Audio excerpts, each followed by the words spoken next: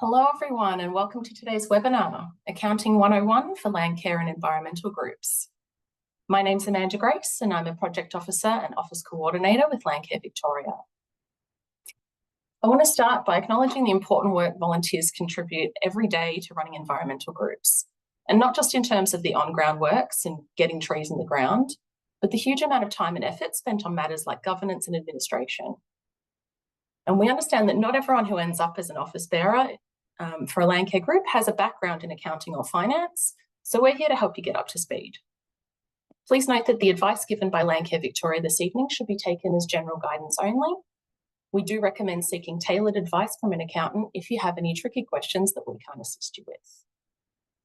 Whether you're here as a committee member, a treasurer, or simply someone keen to improve your financial know-how, we hope this session will give you the confidence to manage your group's finances effectively.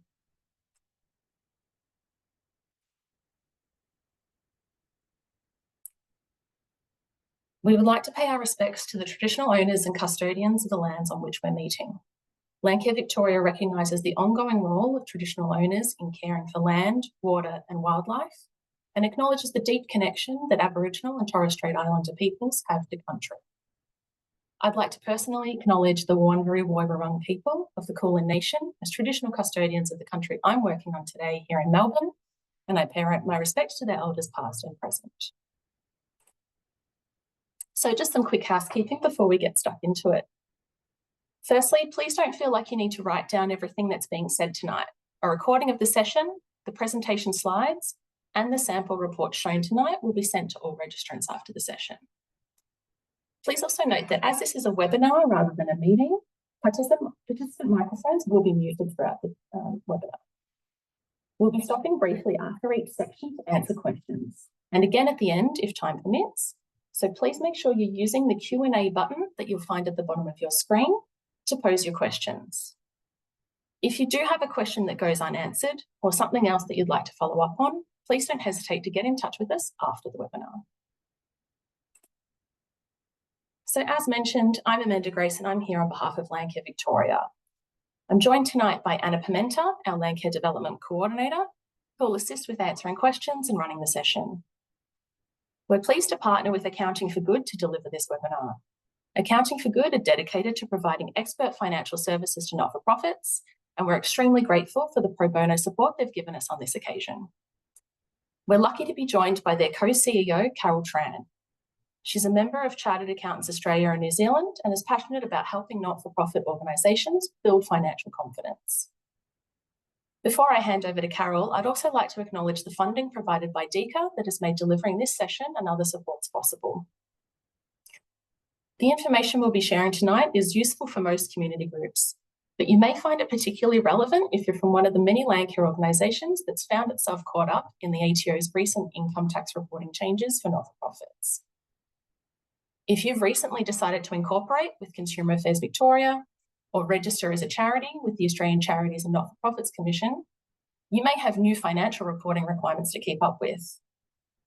And if you've had to update your group's ABN details or dig through old files to find documents and reports to support your charity application, you may have come across gaps in your group's records or inconsistent record-keeping procedures that need to be tidied up. The aim of this webinar is to cover the basics to help you understand what your organisation should be keeping track of throughout the year and the financial statements that you should be producing at the end of each financial year.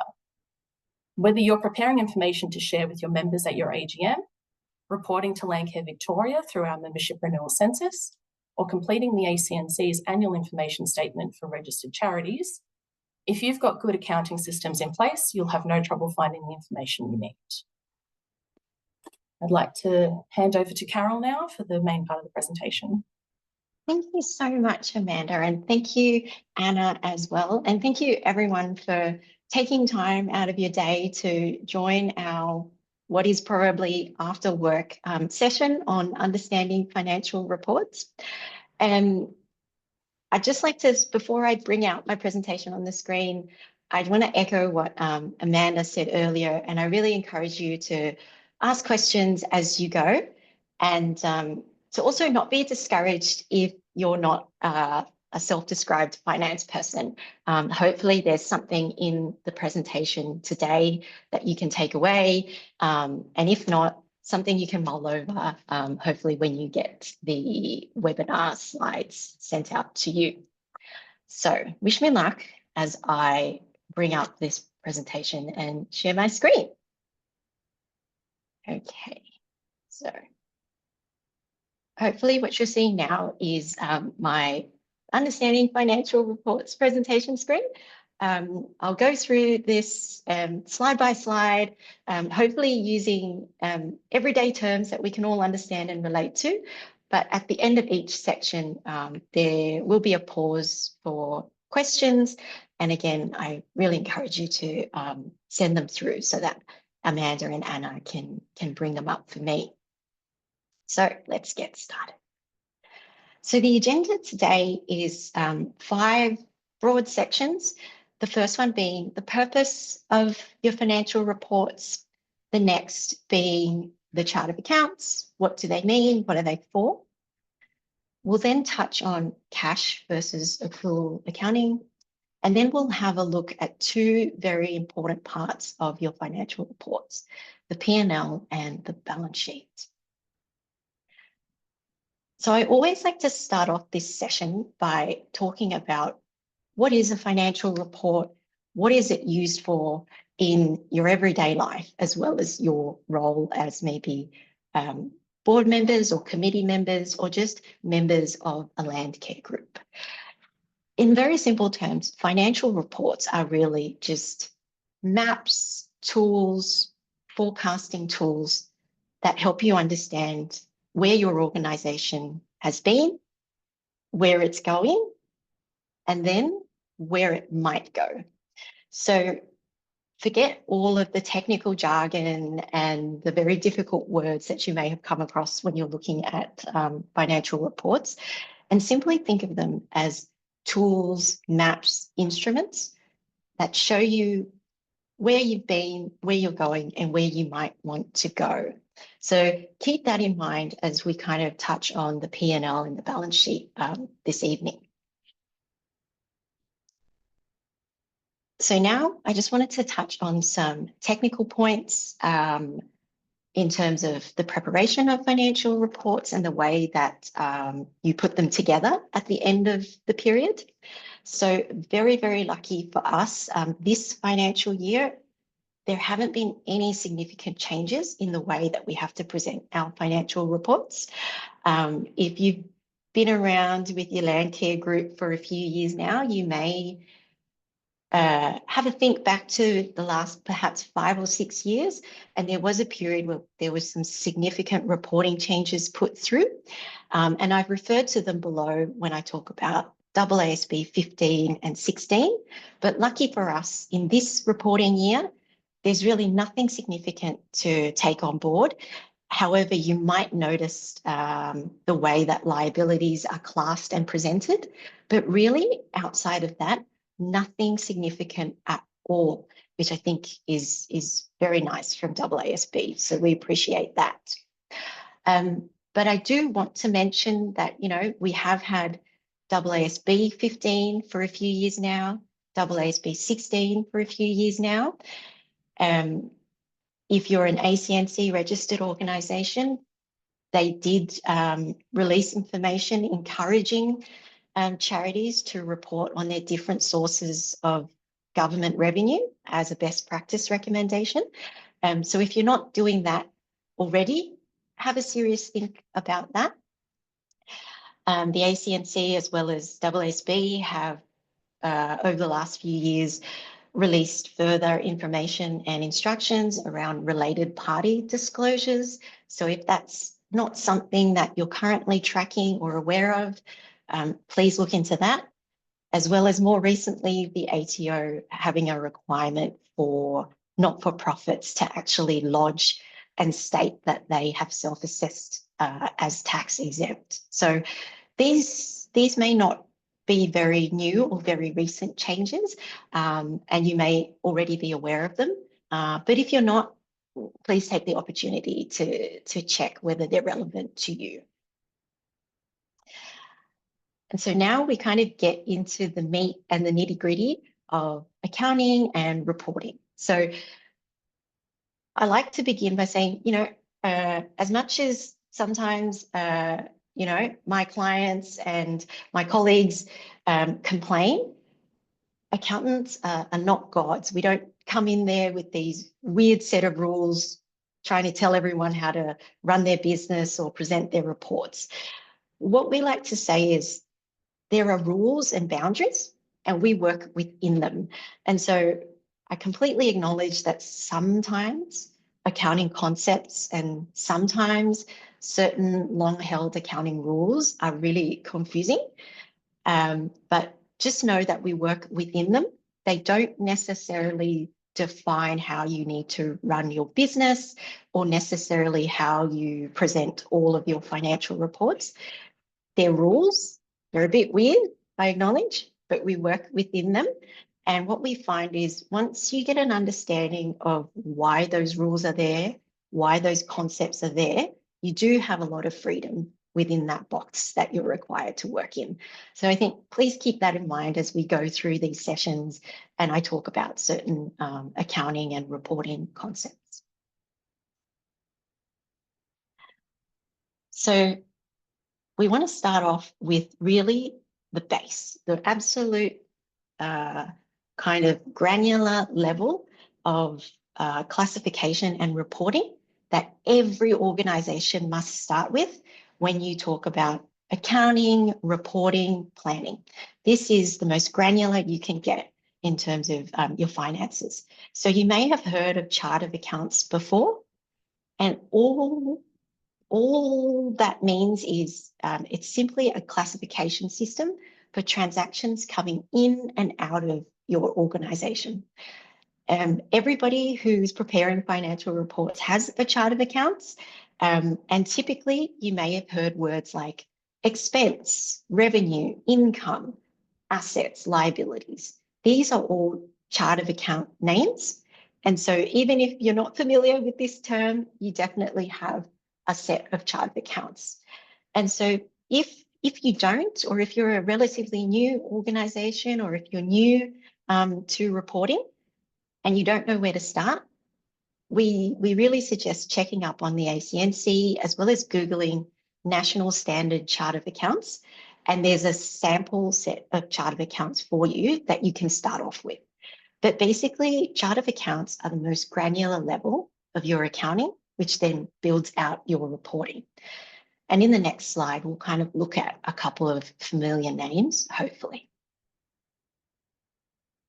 So like I said, your chart of accounts are broadly your assets, your liabilities, your equity, your income, and your expenditure. And these sample or example names, hopefully you're familiar with a few of them already, but maybe some of them are just not relevant to what you or your organization is doing, but they are chart of accounts and they build your financial reports. And so the next thing I wanted to touch on is a step up from your chart of accounts, with your chart of accounts being the most granular level of reporting you have. We want to talk about tracking categories. And so you may have heard of this before, or you may have heard of their more common names, like departments, like projects, like activities, like programs. And you can think of tracking categories and chart of accounts kind of like a filing system. I know we don't really use them anymore, but essentially tracking categories and chart of accounts help you file transactions that are coming in and out of your organization.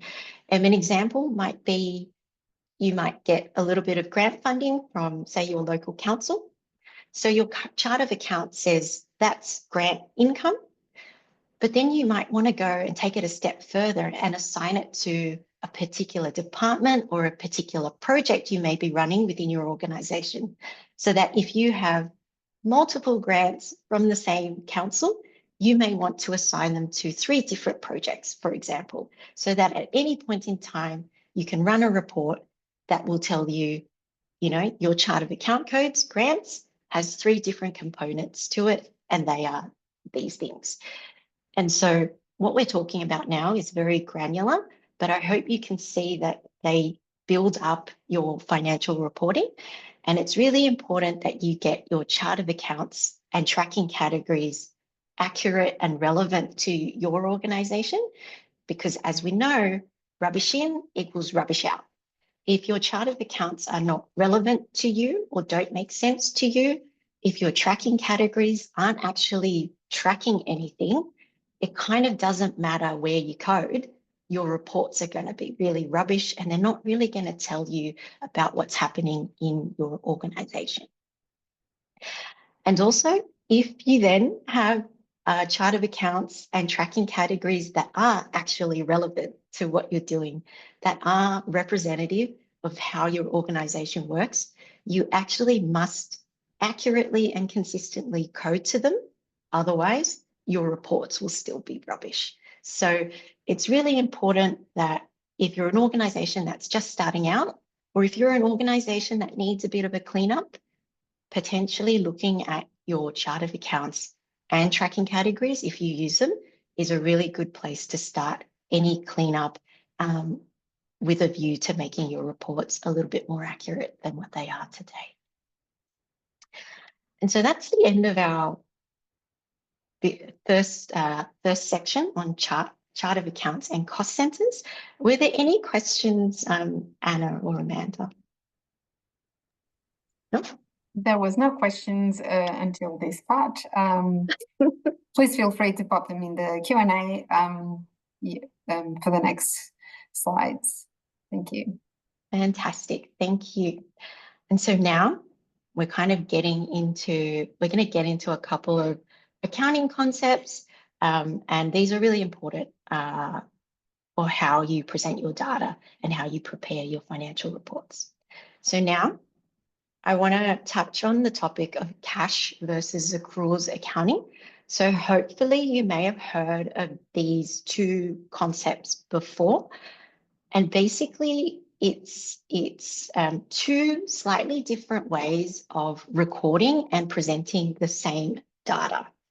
Hopefully, based on the pictures that I have included, you can hopefully glean that one method is really easy, not too complex, as represented by Keanu Reeves. I'm not sure if this is Bill or if this is Ted, but what we're trying to say is cash accounting is quite simple. There's no complexity or nuance to it. With accrual accounting, however, as represented by the amazing Angela Merkel, accruals accounting looks at the same transactions in and out of an organization, but applies a slightly more nuanced and complex lens to it. Both methods of accounting are valid. However, one or the other might suit your organization better, depending on what you do, depending on your size. And now we'll kind of talk about what the differences are, and hopefully you can think about what you're currently using and think about whether or not it's the most appropriate one for you. And so, like I mentioned, cash accounting is really straightforward. It looks at everything that comes in and out of your bank account, so literally cash, and records it from there. Accruals accounting is actually slightly more nuanced and actually says, don't worry about what has come in and out of my bank account. I'm going to look at commitment, as in a commitment someone has made to pay me, and a commitment I've made to another person to pay them. So really, nowhere in accruals accounting are we talking about money coming in and out of the bank. We're really talking about commitments made and commitments received. So hopefully you can kind of see why accruals accounting is more complex and more nuanced than simply cash accounting. But we'll touch on some examples to hopefully illuminate what the differences are. So the first one that I'd like to use as an example is if you have service fees. So maybe you're being paid to do an activity, maybe you do some training that you get paid for. So under cash accounting, it says you will record that service fee as income the moment the customer pays you into your bank account. So an accruals accounting says, wait, don't worry about when my customer pays me.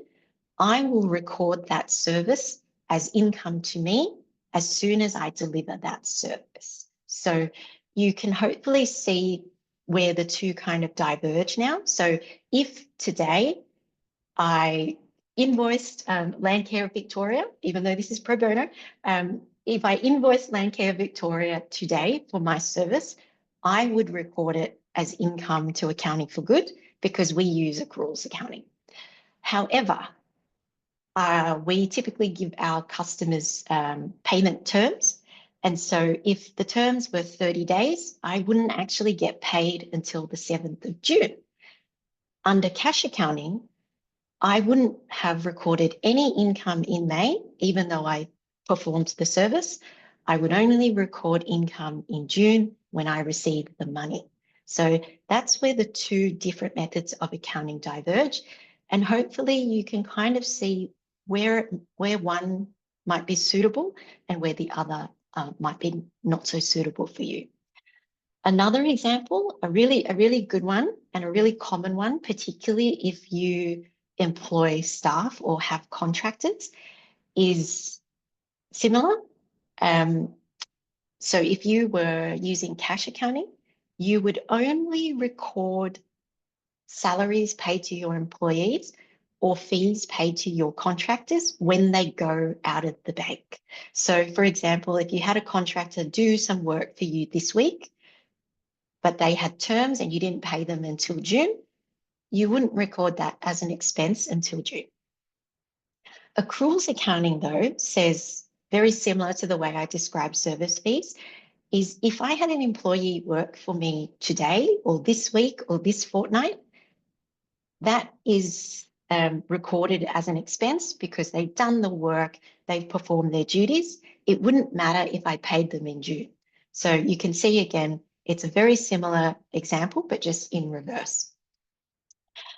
Some other examples that are about expenses and payments going out might be things like insurance or contracts that cover a longer period of time, insurance being like a really good one.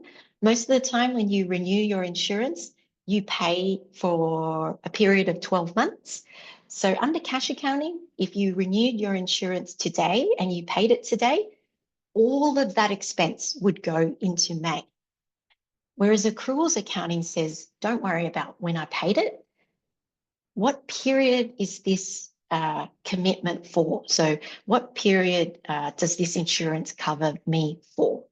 And what accruals accounting will then do is kind of split that payment up or split that expense up over 12 months. So you can see how the two different methods can cause quite different reporting and quite different results. Again, neither is wrong. It just depends on what suits your organization and what best reflects how your organization works. In saying that, though, there are some rules about who can use what. So currently, and I'm referring to ACNC, currently the ACNC says if you're a charity and your total revenue over a 12-month period is under 500,000, you can choose to use cash or accruals. They don't mind. However, if you are an organization with a revenue that is above 500,000, you must use accruals accounting per the ACNC. So I know that not necessarily everyone here today is part of an ACNC registered organization, but given the ACNC, is the governing body for charities who are NFPs, it's a good guide. So one or the other may suit you better, but just know that depending on who you report to, you may be compelled to do one or the other. So that's the end of that section. Throw back to Amanda and Anna if there are any questions. Hi, Carol. So I think we do have a few questions now. There are some that are related to the previous slides that I think it's worth picking up. Absolutely. So about the categories and the chart of accounts. So one question from Nicole is, can you change tracking categories midway through the financial year? Yes. So you can so by change, I mean adding tracking categories in. Absolutely. You can add as many as you want, so long as they are valuable to you in terms of presenting information. In terms of changing tracking categories you already have and are already using, of course you can. They're only there to serve you and to make sure that you get accurate information. But I always caution changing something midway through a reporting period, particularly if you already have transaction and information coded against it. So once you change something, you might lose the information or you might lose the context you've already built around it. So it's not a no, you can't change. But if you do change something that's already in use, have a really good think about what's already there and what you might lose if you do make the change. So again, completely up to you. They're only there to enhance your reporting. Thanks. And that, I guess, almost answers the next question, but it's worth putting it in here, that are there any required entries in the chart of accounts, or can you make your own? So really, you could pretty much make up your own, because at the end of the day, the chart of accounts need to reflect what you and your organization is doing. So I referred to the National Standard Chart of Accounts. What you'll find is it will probably contain most of what you need, like repairs and maintenance, printing, stationery, salaries, wages, contractors, but it's pretty generic. And so a Landcare organization should include in their own chart of accounts things that are relevant to them. And, it'll be completely different to, say, an organization that looks after, stray cats and dogs. So it's there for you to modify and create as you need. But just know that if you take something away or add something in, it needs to be relevant to you and what your organization does. So, you have a lot of freedom, but it needs to reflect what you're doing. Thanks, Carol. And I guess, because we didn't take any questions, we might have one or two more if we have time, about accrual accounting. So there's a question from Stefan asking if accrual accounting requires more entries. And for example, giving an example, so if an invoice is not paid the following month, so if you've got a 30-day term, as expected, you would have to re-enter the transaction to reoccur. Correct. So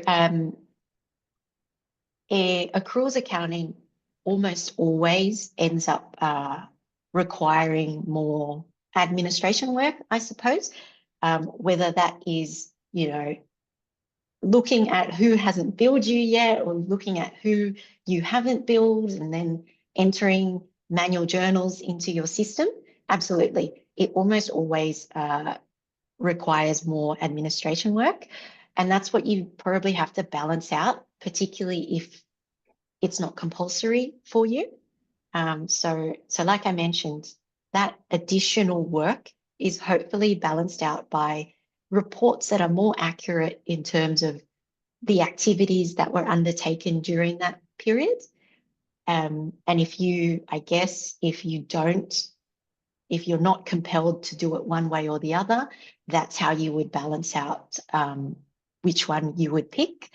At the end of the day, what we find is as your organization gets bigger or more complex, accruals accounting is probably going to be the best one for you, even if you have a little bit more administration work, because the end result is a very accurate picture of what happened during that month or during that quarter or during that year.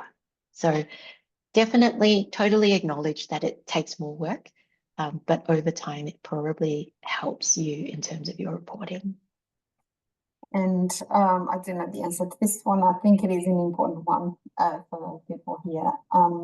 Can you change from cash to accrual? And if so, when is the appropriate time to do it? The 30th of June, so the end of your financial year, or can you do it any other time throughout the year? So, you know, I'm going to answer this question in the context of you're actively making this decision. You're not being forced to make this decision.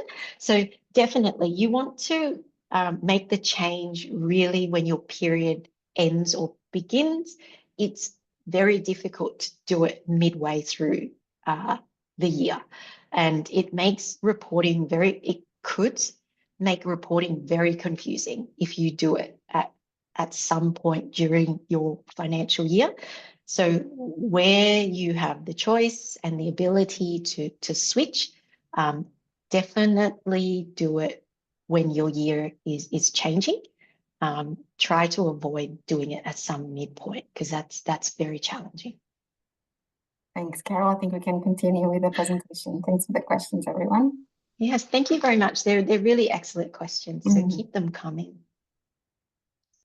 So now we kind of take a step back and re-look at those chart of accounts again in preparation for looking at some sample P&L reports, because we're now at the stage of the webinar where we're actually going to look at some sample financial reports in terms of P&L and balance sheet. So I've brought the chart of accounts back up on the screen, and what you can see is I've highlighted just the income and expenditure chart of accounts, because that's what those are the chart of accounts that make up your P&L or your profit and loss. And what you'll find is, just as a refresher, when we talk about income and expenditure, we're talking about what we've earned and what we've spent. Quite simply, that's what makes up a P&L. No matter how you kind of want to present it or group it up, those are the chart of accounts that are making up your P&L. So if you're kind of thinking about the profit and loss reports you've received before or that you've seen before, and if you're seeing things like credit cards on your P&L, I'd have another look at that and just double check, is that correct? Is that what they really meant? Because the P&L is strictly for income and expenditure. It does not take into account, you know, assets and liabilities. That's a pure balance sheet report. So now what I'm going to do is I'm going to stop sharing my screen, and I'm going to try and bring up some sample profit and loss reports to share with you. And this is more just to show you the different types of presentations they can have, as well as the different types of formats they can have, why you would use one or the other, why one or the other might be better. So bear with me as I stop sharing this and bring up another report for you.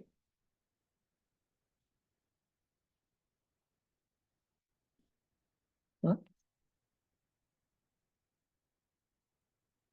So let me bring this up. Okay, I'm going to share. So what you'll see on my screen, hopefully if this works, is what you'll see now is an Excel sheet with a sample P&L report on the screen. And so hopefully this is something you've come across before, maybe not necessarily with all of these chart of accounts on them, but hopefully bits and pieces will be familiar to you. Carol, sorry, it might be worth putting it a little bit bigger. Oh, okay, yes. Pardon me. Making it bigger. Yeah. Thank you. Okay, no, thank you for telling me that.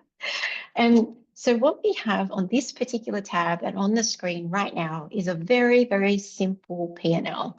And like we mentioned before, on your P&L, you'll only have your income chart of accounts and your expense chart of accounts. And, you know, depending on who prepares your report or what reports you're looking at, some people might group them up into different sections, or some might leave it exactly like this. But at the end of the day, the content is the same. And so in this P&L, hopefully again familiar to you, what's being presented is a column with your actuals for the month and another column next to it with your year-to-date actuals.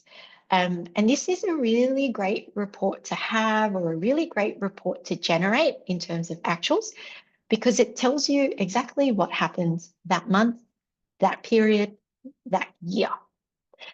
And notice I'm only using the word actuals. So it doesn't tell you if this is good or if this is bad. Is this what I expected? Is this unexpected? All it's telling you is this is what happened in the month of June. This is what happened for the year ending June. So, you know, typically this is a really good place to start when you're talking about the P&L and what's happened in the organization. But like I said, it's very limited in terms of that month this year. Tells you nothing about what your expectations were, tells you nothing about how potentially the organization moved throughout those 12 months. And so for me, this report is good, but it's not great because there's not a lot of information in there that you can interrogate or discuss. Which then leads me to the next tab, which is also a P&L report. It's exactly the same data, but unlike the tab before, this shows you the month of June actuals, just like we had before, but it shows you every other month that makes up the year, as well as the year-to-date total. So exactly what we had before, but more, so that you can get an understanding of how the organization has potentially ebbed and flowed over those 12 months. So this report, even though it's telling you the exact same thing, gives you an incredible amount of detail in comparison and lets you kind of understand how, for example, your federal grants may have moved up and down during the year, or, for example, how your program-related expenses go up and down over the same period. And this is something you just could not have gleaned from that P&L in the previous tab. So again, exactly the same data, different presentation, but a lot more information. And then finally, I come to my third tab, and what I consider is the ideal P&L to be presented. It is very, very similar to that first tab we saw where we had an actual for the month and we had a year-to-date actual that tells us what happened over the last 12 months. But what this report includes is a budget. And so for those organizations that do prepare a budget, this is the kind of report you should be looking to, because what it does is it gives you context and it gives you nuance. So let me just quickly flick back to that initial tab that shows us essentially exactly the same information. So in our first iteration of the P&L, it says the month of June made a $15,000 profit. Sounds amazing. Our year to date, we made $234,000 in profit. Extra amazing. So if you only saw this P&L, you would think everything's going great. We're doing good. I have no problems. But if we flick to the P&L versus budget, we may have a different view, particularly because we now have a budget to compare to. And a budget essentially is our hopes and dreams for the organization each month, each quarter, each year. And so now we have nuance and we have context. We look at the month, the actual result, $15,000 profit against a budgeted profit of 11. So yes, we did excellent. We didn't necessarily achieve our income targets, but we didn't spend as much as we thought we would. And so we're still profitable, very close to what we had expected for the last month of the financial year. So great. So our conclusions about the profit for the month of June were pretty much correct. But now when we look at the year to date, we are not so excited. When we looked at the P&L actual on its own and we saw that we had a $234,000 profit for the year, we were like, yeah, this is excellent. I'm doing great. In fact, we're not. Our budget says we expected a year-end profit of about 272, and actually we only had 234. We're actually not doing as great as we thought we would or that we had planned for.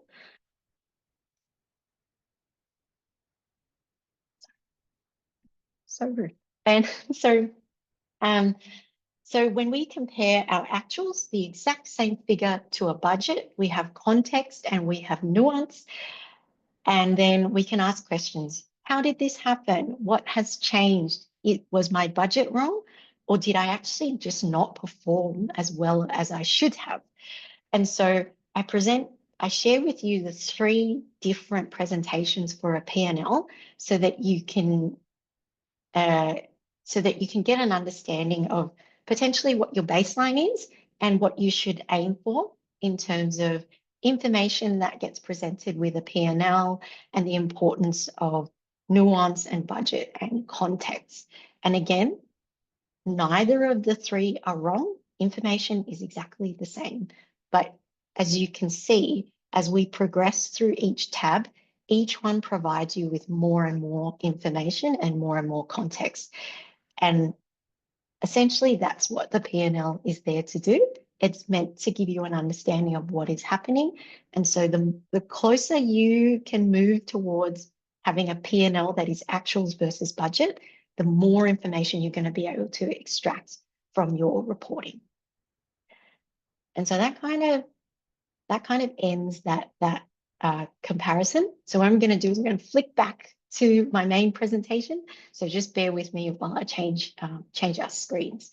But I'll also give Anna and Amanda the opportunity to ask any questions or forward on any questions if there are any.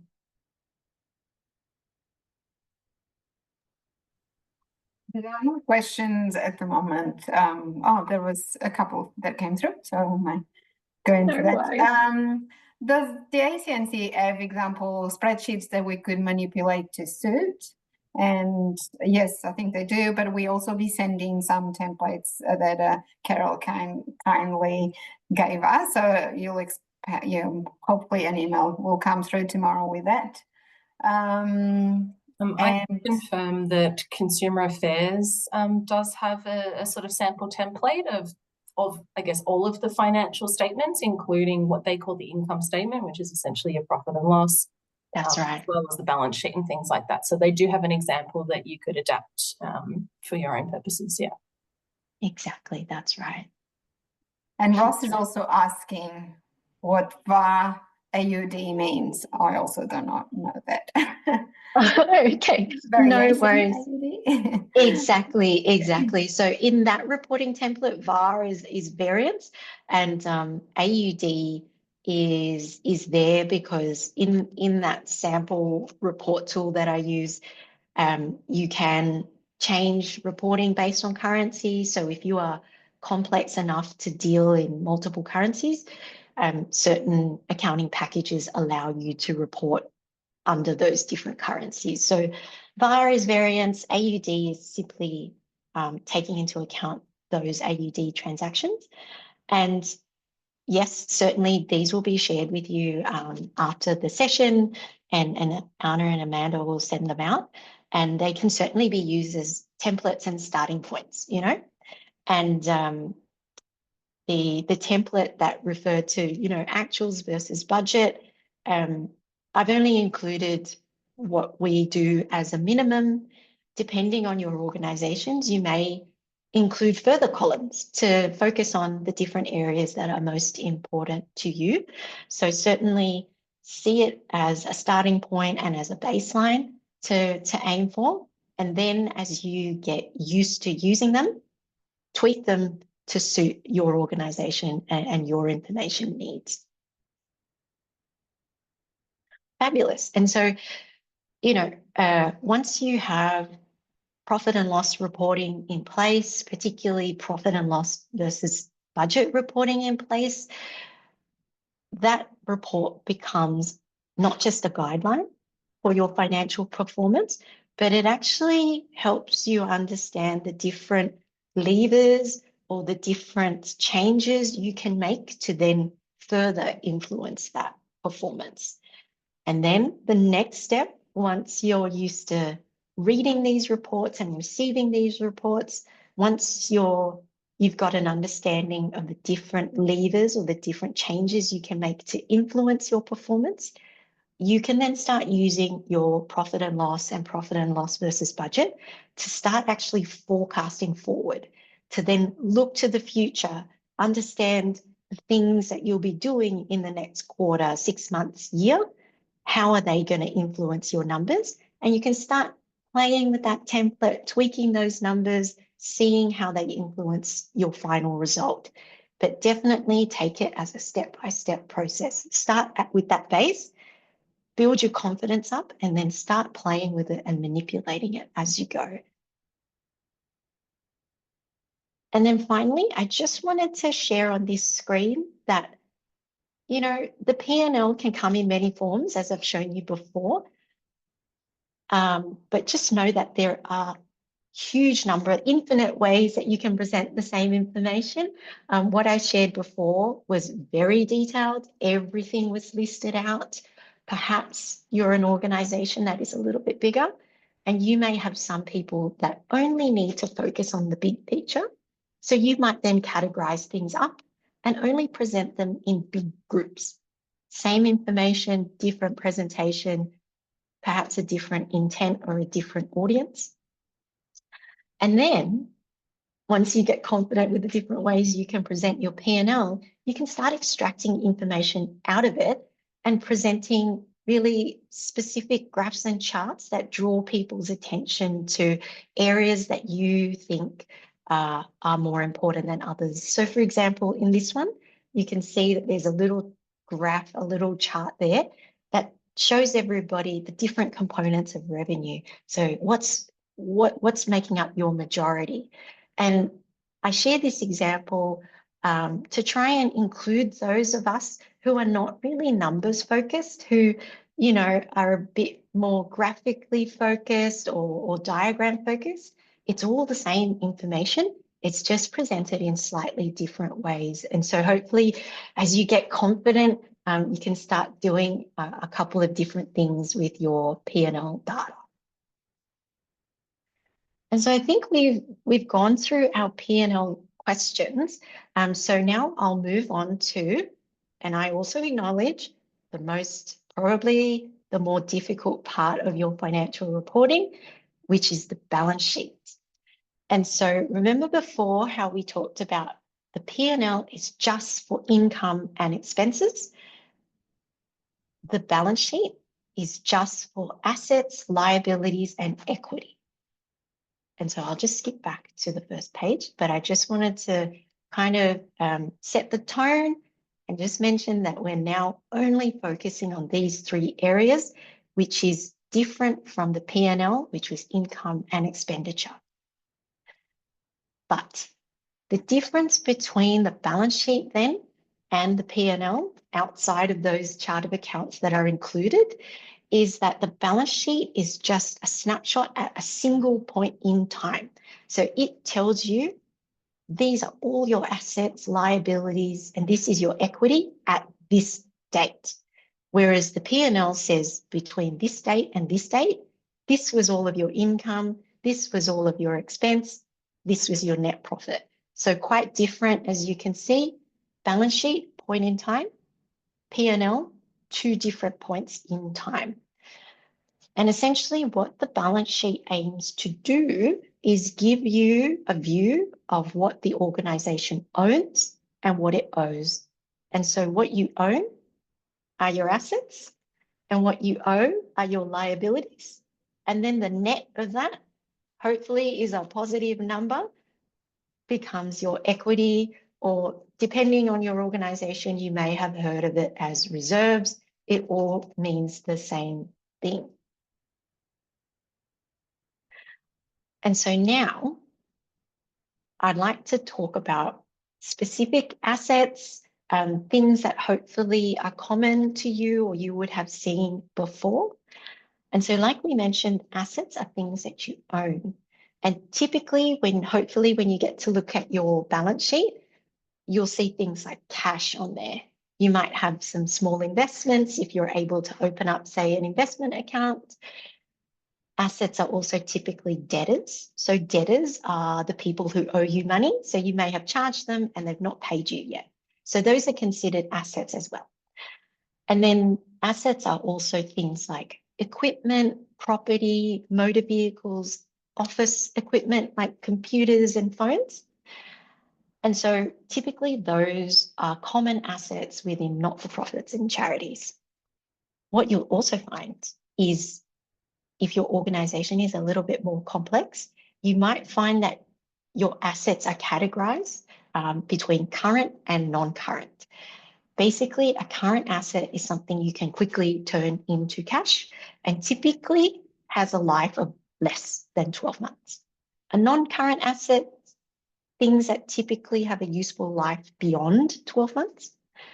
And also they are things that are typically more difficult to turn into cash. So an example of a current asset is literally your cash at bank and your debtors. And an example of a non-current asset is potentially a motor vehicle, or if you're lucky enough to have it, maybe an office space or a building that you own. And one thing to keep in mind as I go through the example is almost always non-current assets tend to lose value over time. Not 100% of the time, but almost always. And I think as we work through the examples, you'll start to see that that's the case. So the first example I want to refer to is fixed assets. And so typically what you'll find is if your balance sheet is broken up into current and non-current assets, your fixed assets are typically non-current. And an example of a fixed asset is something like a motor vehicle, maybe a trailer, maybe a truck, maybe some computer equipment, maybe some office furniture. And again, if you're lucky enough to have it, maybe a building. But basically a fixed asset is typically a non-current asset on your balance sheet. And fixed asset and depreciation almost always 100% go together. And so you may have heard of the term before. What the hell does it mean? Depreciation basically is a way of spreading the cost of that asset over its useful life. And depreciation essentially slowly over its useful life reduces the value of that fixed asset on the balance sheet. And I think the most common example I can give you is a car. So more often than not, if you're having a conversation with your accountant, they'll tell you, no, you can't expense a car. You have to put it on the balance sheet and depreciate it. And so that depreciation, like the definition says, tries to then expense the cost of that car over its life, as opposed to just chucking it all in as an expense when you buy it. So what happens when you buy the car?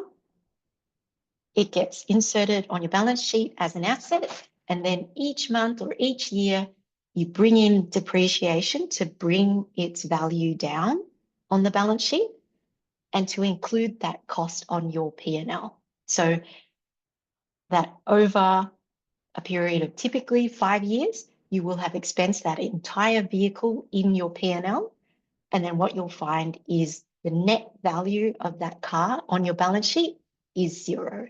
So that's what fixed assets and depreciation does on your balance sheet. And you can apply that same logic to any fixed asset almost.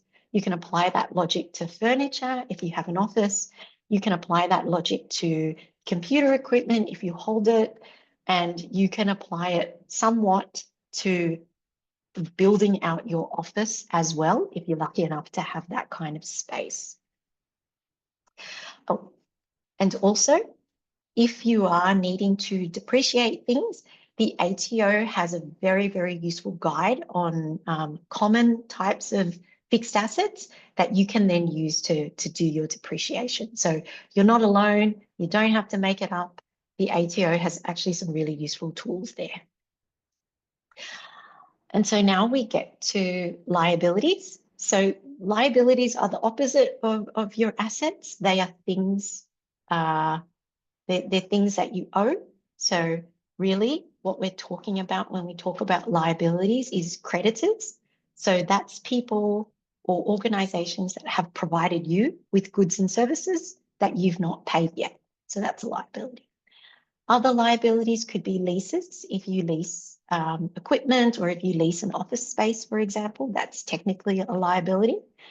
Liabilities are also superannuation that you haven't yet remitted to your employees' super funds. GST is a form of liability, and also funding that you've received in advance is a liability. And very, very similar to the categorization of assets, you can categorize liabilities into current and non-current as well. That's a level of nuance that maybe not everyone needs to take into account, but just know that it's there. And so now we're going to look at some examples of common liabilities that you might see. So leave provisions are a common form of liability, particularly if you employ staff, particularly if they're permanent staff that are entitled to leave. So what a leave provision does is it takes up the cost of that leave that employee has built up that you're legally obliged to provide. But of course, they're still building it up, so you obviously haven't paid for it yet. So it's difficult for you to recognize the value and the cost of it, and that's what the leave provision is trying to do. It's asking you, hey, what is this person entitled to? How much is it worth? You need to then put an entry into your accounting system to recognize that you have an expense that you haven't yet paid. So for example, let's just take me. I've been a very poor employee over the last few years. I've not taken any annual leave. And if Accounting for Good did not take up a leave provision for that, it would be missing a very, very large part of its cost because I'm legally entitled to it. They are legally obliged to pay it. And if they didn't take up this leave provision as I worked and earned out my leave, if I should leave tomorrow, it would be saddled with an incredibly large expense that it had never provided for. And then all of a sudden, it's got an enormous leave expense in its May financials that actually it shouldn't have. It should have been building this thing up as I was working over the last few years. So that's the purpose of a leave provision. I know it probably doesn't apply to everyone, but certainly if you have employees, if they are entitled to leave, it's something that you must be taking up on a regular basis. So if you're not, have a review of your payroll system, have a review of how you're keeping track of it, and make sure that you're taking this up regularly when you do your reporting. And so essentially, if you're taking up this correctly, what you'll have is a leave provision expense in the month that you take it up, and you'll have a liability on your balance sheet. And as this person earns their leave, you'll see these two things start to go up and up and up and up. Another one, particularly if you have staff, is to make sure that superannuation is also recorded as a liability as your staff work and earn out their super.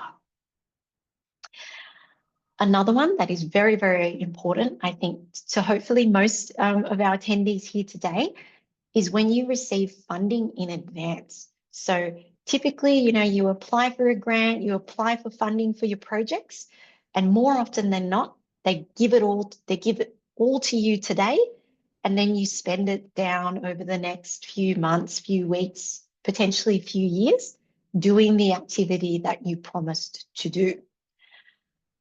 And so the correct treatment of funding in advance is actually to record it as a liability the moment you receive it. The incorrect way of recording it is to say that it's income and I earned it because I received it. Typically, that's not the case with funding. Typically, with grant funding, you're expected to perform certain activities, deliver certain deliverables against your contract.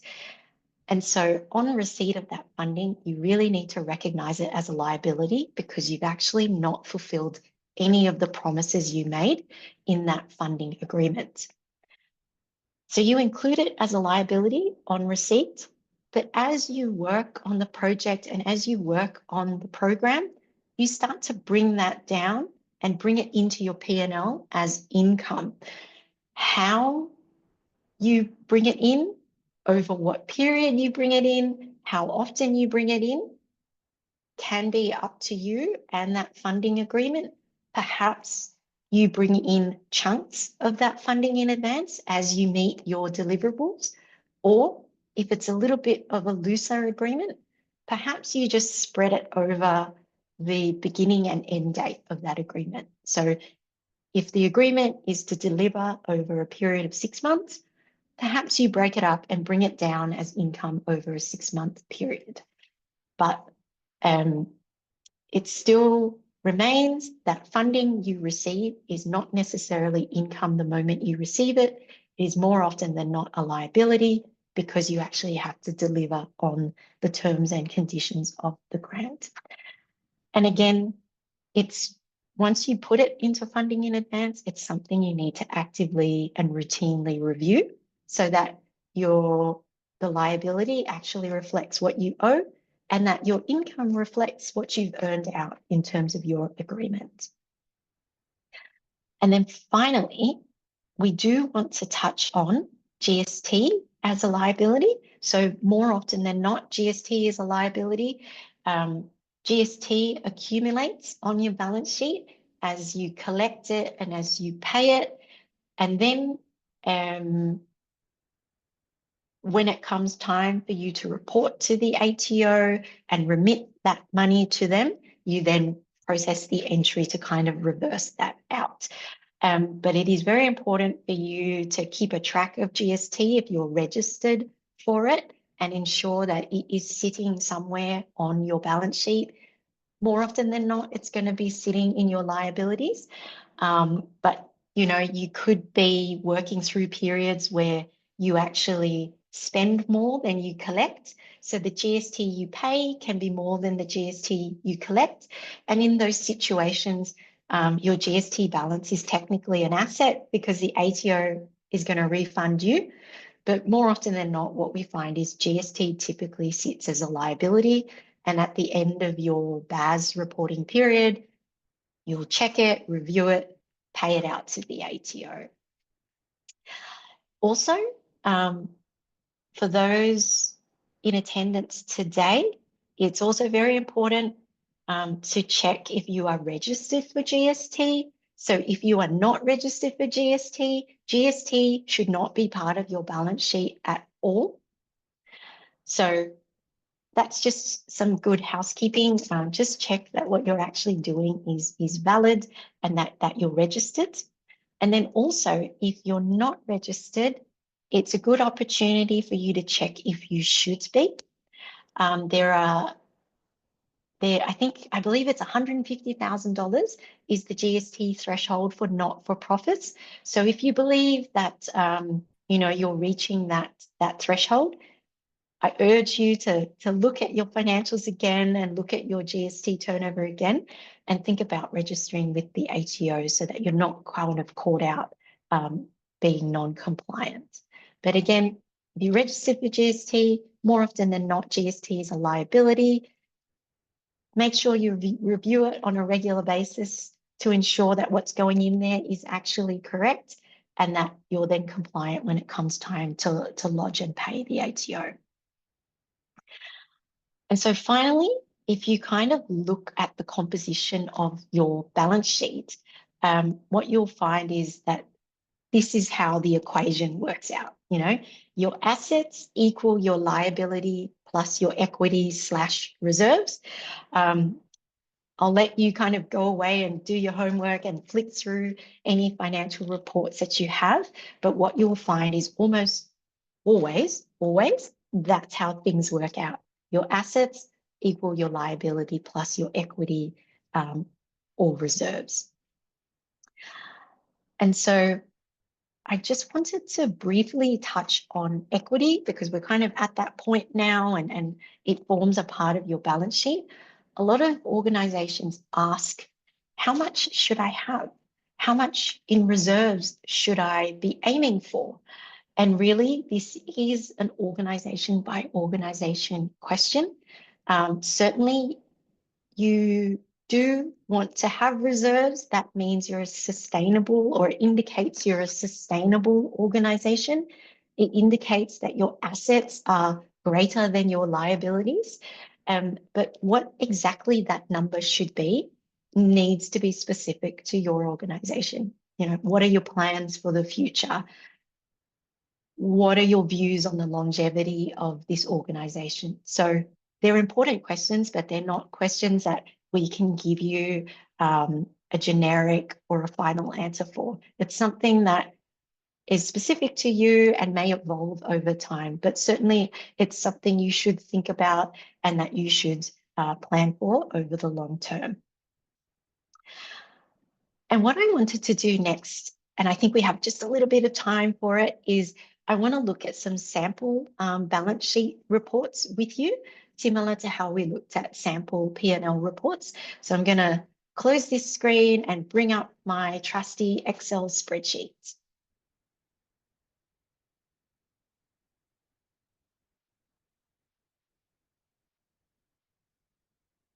So now, oh, that's too big. So now what we have on the screen for you is a balance sheet. Again, it's just a sample balance sheet, but hopefully, you know, you'll be able to recognize some of the names and things on there. So as we talked about before, this balance sheet has assets, it has liabilities, and it has equity. And what you'll find is if you take your total assets minus your total liabilities, you get your total equity figure. And as we mentioned right at the beginning of this section, basically when you subtract your liabilities from your assets, you get your equity, you get your reserves, but that is what is yours. That's what belongs to the organization. So now we come back to the assets, and what you can see is this balance sheet, in particular the asset section, has been broken up into current versus non-current assets. And like we mentioned before, what you'll see in current assets is typically all your cash accounts. So anything to do with cash, current. And then you might have some smaller things in there, like your accounts receivable, your debtors. If you are a bit more of a complex organization, you might have prepayments. So things like insurance that you've paid in advance, they're assets to you. And again, your fixed assets or your non-current assets would be things like equipment, motor vehicle. So kind of pretty standard and a little bit obvious. And then when we look at your liabilities, again, what we can see here is grants. So grants received in advance are liabilities because we haven't actually delivered on our agreed promises yet. GST is also a liability.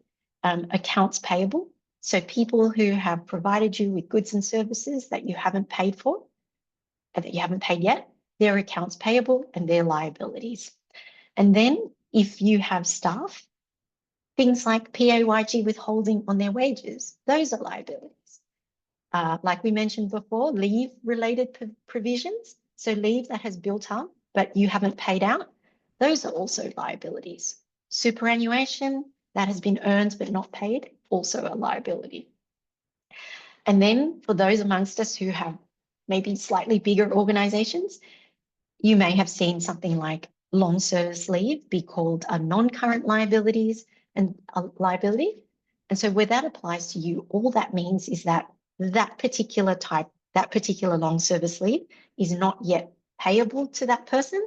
If you're in New South Wales, it probably means they haven't reached that 10-year mark, but you're building it up because you anticipate having to pay it at some point.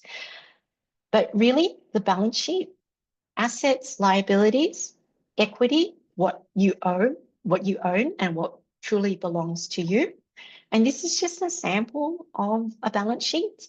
You can see that each column is a point in time. So it's one date, one literal point in time versus a profit and loss, which is between 2 points in time.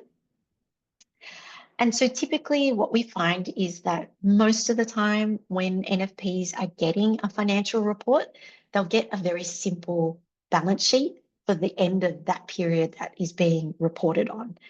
And given a balance sheet is simply a point in time, that's usually enough. But like we saw with the P&Ls, comparison is really useful. It gives us nuance, it gives us context. And so what we encourage you to do is perhaps prepare balance sheet reports with a comparative. So you might not necessarily want to do a 12-month or a 24-month comparison, but you might want to show how it's changed month to month, quarter to quarter, or year to year, just so you can get an understanding of how, for example, cash has moved. If you looked at June in isolation, you might say, we're doing excellent. And potentially you are compared to May, but you're not doing great compared to Feb. So comparison allows you to do analysis, it gives you context, and it gives you nuance. A single balance sheet for a single period point in time is also fine. There's nothing wrong with it, but it might not be giving you the information you need to make decisions and ask questions. And so again, this is just a sample. It may not be 100% applicable to you, but I think it's a really good starting point in terms of looking at those big categories and where you might be able to fit in your balance sheet chart of account items. So I'll stop sharing this now and I'll come back to our presentation because I think we're getting close to the end now. And I'll also leave space for some balance sheet related questions too. And so again, similar to how I shared a different presentation of the P&L, you can also present your balance sheet slightly differently as well, depending on your audience, depending on what you like to see. Again, this balance sheet kind of summarizes things and draws your attention to the big line items, whereas my Excel spreadsheet kind of listed every single thing, which might be too much information for some people or some report users. And again, once you get a handle on your balance sheet, you can start creating some really interesting charts and graphs on it. Things that might show you, what is your balance sheet actually composed of? Is it mostly cash? Is it mostly current assets? Is it mostly non-current assets? What does that mean to you? So it's just presenting same information in a different way, potentially to different audiences and different report users. It's all the same information at the end of the day. And so I wanted to touch on, just very briefly, particularly for attendees who have slightly more complex organisation, what do you need to know about your assets? What do they signify? What do they mean? And so I briefly touched on, presenting graphs that show you the composition of your assets. Are they mostly current? Are they mostly non-current? These can be really important because we talked about how current assets are quickly turned into cash, whereas non-current assets take a bit more time. Is that something that's important to you? Is that a lens you should apply to your balance sheet and your assets? Another important question to ask when you're looking at assets, particularly if you have accounts receivables or debtors, is how is that number moving? What does that indicate to me? Are your debtors accounts receivable? Is this a number that continues to grow and grow and grow? Is that bad? Is that good? Is that an indicator of people not paying us? These are the questions that you can ask when you look at your balance sheet and when you get a good handle on what the different components mean. Similarly, when you look at your liabilities on the balance sheet, when you look at line items like AP or accounts payable, is that a number that is growing month on month on month? What does that mean? Does that mean I'm doing more, therefore I have to pay more people? Or does it mean that I'm not paying people and I'm just letting things build and build and build? What does that say about my business? What does that say about the activities that I'm undertaking? Another thing to look for is, do you have provisions? If you have employees, do you have superannuation on your balance sheet? Do you have leave provisions on your balance sheet? If not, why not? Do you have GST on your balance sheet? Are you registered? Why isn't it there? Are you not registered? Therefore, you don't have it. Another question you could potentially ask is, what is my funding in advance looking like?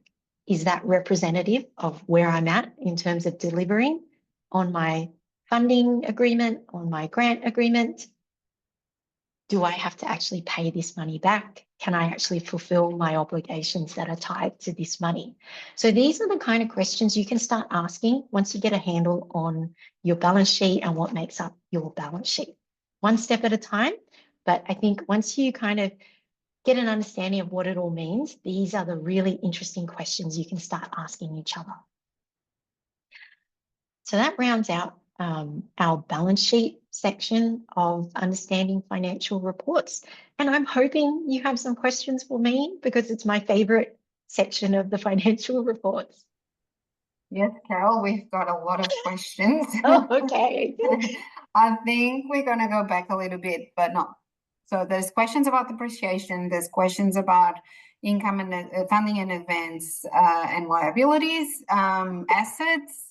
So I'll go firstly, there's a bit of a confusion and questions around funding in advance, liabilities, cash and accrual. So is that different for cash and accrual? Do we need to report that differently? How do we report it? I think those are the questions around that. So technically, if you are cash accounting, you can just put that into revenue, but it's probably not the best reflection of what is actually going on in your organization. So even though you are only compelled to report under cash accounting, if you are receiving grants in advance, so you know that this money is actually for multiple periods, particularly if it's multiple year or it falls into a different year, I would strongly recommend you consider calling it funding in advance and bringing it down the way that I explained, even if you are not compelled to do it that way, simply because that's the most accurate way to present what is going on. So, there is nuance there, but I think what you should always default to, if possible, is the treatment that best reflects what is actually happening in your organization. Yeah, and so it's just another question on that. So if the funding, for example, is coming from a partnership, is that different from funding coming from government? Do we have to, if that funding from a partnership goes over to multiple years, we also need to put that to account that as a liability? This one, because it's the complexity of a partnership is now involved, you potentially have to look at the details of that agreement a lot more closely, but the same thinking, the same concept still applies. What is this funding for? What am I having to deliver against it? And actually, over what period am I going to deliver against? And that, besides any legal, besides the legalities in the partnership agreement, those are the questions that you really need to answer. So it's more about what you are doing as opposed to just the agreement itself. That's good, because partnerships are definitely coming into place in the Landcare. So yeah. So going back now a little bit about depreciation, is there any change, any differences in the way you report depreciation in cash versus accrual? Do you still need to do that in a cash reporting? Cash Again, it's that same concept. If you may only be forced to report a certain way because you're small, you know, but the question is still, if you simply report it under cash accounting, so I bought this car, I'm going to expense this car, is that actually really accurately telling you what's going on? And I think that's the question you really need to answer, as opposed to just, I'm only compelled to do cash accounting, that's all I'm going to do. That may strictly technically be the case, but potentially doing it that way doesn't give you the nuance and the deeper understanding of what is happening in your organization, you know? So I think that's what you have to keep in mind, not just literally what the rules and, you know, the box that you have to live in. You got to think about, is this actually accurate and telling me what I'm doing in this organization? Thanks, Carol. Another one. Would you normally only show depreciation once a year on the profit and loss, say for tools and equipment? So ideally, you do it at least once a year, you know, and you know, I really want to acknowledge that not every organization has the administration time or the space to be doing this every single month. So you definitely need to do it at least once per year. If you have assets that are larger, you know, higher dollar values, I would encourage you to do it more often, because what can happen is if you only say depreciate a car once a year, what you're going to find is in the month that you do it, the last month of your financial year, your expenses are going to look huge. And then every other month before that is nothing. So you kind of have to weigh this up with how accurate your reporting is up until you do that. So if you have kind of relatively small assets and the depreciation is not a significant number, once a year probably is not going to hurt you, and it's a good compromise between doing it all the time and spending admin time on things like this. But if you have more significant assets, I encourage you to do it more often. Once a year may not be enough to give you accurate reporting. Thank you. Yeah, I'll apologize, we won't be able to get all the questions answered, but thank you so much. They've been great questions. We'll go one more and then we'll head to Amanda to finish off. Showing the grant coming as an income, if the money is in the bank, don't I have to show that in the profit and loss at the time if we are using cash accounting? So technically, you're right. If you use cash accounting, you can just toss that into income. Kind of what we were talking about over the last couple of questions, you're technically correct, but does that actually give you an accurate picture of what the organization is doing? So you're technically correct, you can do that, but does that actually tell you what you're doing on this program in the coming months? Is it an accurate reflection of your activities? That's a question mark, you know? So you have to balance it up between what you are compelled to do versus accurate and useful information. Just one more that I think is relevant to a lot of groups, smaller groups. Would you include tools as an asset? So is there a value limit to what we need to declare or can declare? So absolutely, you can. I definitely encourage you to check in with the ATO, because I think they do have guidance on what limits there are.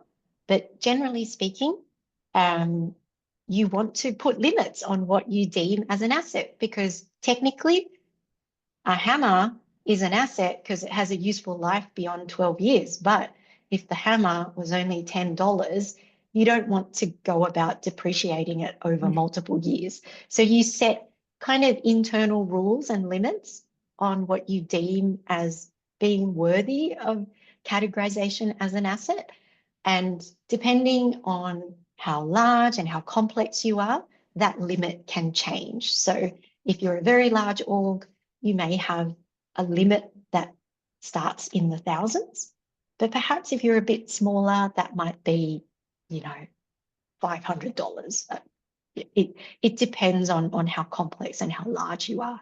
But definitely set yourself some limits, because you don't want to be wasting time depreciating, you know, $10 hammers and things like that. Carol, I think this is all we can answer today. But yeah, it's impressive the amount of questions and the quality of the questions. But I think if there's anything else you'd want to add, otherwise we'll pass it on to Amanda to finish. I think one thing, Carol still has a couple I'd of like slides, to, if that's okay. no, it's so it's not, I'll just kind of skip right to the second conclusion slide, because this is where I really want to encourage everyone who's here and who will listen to this webinar. Understanding your financial reports little by little helps you discharge your governance and management responsibilities. So, you know, particularly those among you who are maybe board members, you know, that you have particular responsibilities that you need to cover off, and understanding financial reports is going to help you do that.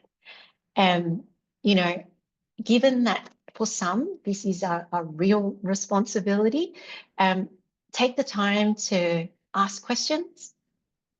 That's the only way you're going to understand what it all means. If you don't ask, you'll never get to the bottom of what that number is meant to represent. And then finally, don't let technical terms and jargon confuse you. It's not that complicated once you get down to what it actually means and what it's actually for. Hopefully today we've helped to dispel a little bit of the jargon, but definitely don't let it intimidate you and discourage you from reading the reports and asking questions. So those are my three big takeaways that I hope you walk away from this webinar with. But back to you, Amanda and Anna. Thanks so much.